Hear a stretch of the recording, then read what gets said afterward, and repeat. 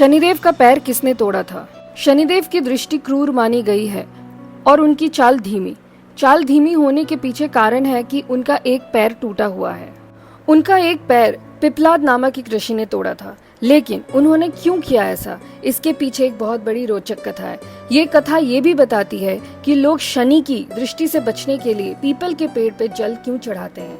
तो चलिए जानते हैं, और आगे बढ़ने से पहले चैनल को लाइक और सब्सक्राइब कर दीजिए। पौराणिक कथा के अनुसार महर्षि दधीचि ने अपनी हड्डियां इंद्र को राक्षस वृत्तासुर का वध करने के लिए दान कर दी थी।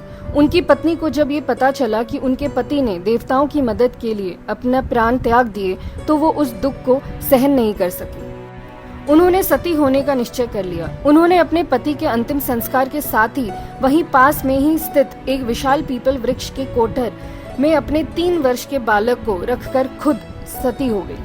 पीपल के कोठर में रखा महर्षि दधीचि का वो बालक भूख प्यास से तड़पने पर उस कोठर में गिरे हुए पीपल के फल को खाकर बड़ा होने लगा।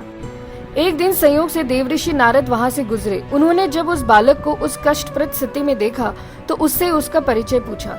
बालक अपनी पहचान बताने में असमर्थ था, क्योंकि उसे अपने माता पिता के विषय में कुछ भी नहीं पता था। तब नारद जी ने अपनी दिव्य दृष्टि से देखकर उस बालक को बताया कि तुम महान दानी महर्षि दधीचि के पुत्र हो। उन्होंने ये भी बताया कि उनके माता पिता की मृत्यु कैसे हुई। देवऋषि नारद ने उस बालक का नाम पिप्लाद रखा। नारद जी के जाने के बाद बालक पिप्लाद ने नारद जी के बताए अनुसार ब्रह्मा जी की घोर तपस्या की और उन्हें प्रसन्न करके उनसे अपनी दृष्टि मात्र से किसी भी चीज को जला डालने की शक्ति मांगी। ब्रह्मा जी से वर मिलते ही पिप्लाद ने शनिदेव का आवाहन कर उन्हें अपने सम्मुख प्रस्तुत किया और फिर उन्हें अपनी आंखों से भस्म करना शुरू कर दिया। पिप्लाद की दृष्टि पड़ने से शनिदेव का शरीर जलने लगा। अपने पुत्र को बचाने में भगवान सूर्यदेव भी असमर्थ थे। फिर उन्होंने ब्रह्मा जी से उसे बचाने की प्रार्थना की। तब ब्रह्मा जी ने पिप्लाद को शनिदेव को छोड़ने के लिए कहा, लेकिन वो इसके लिए तैयार नहीं हुए।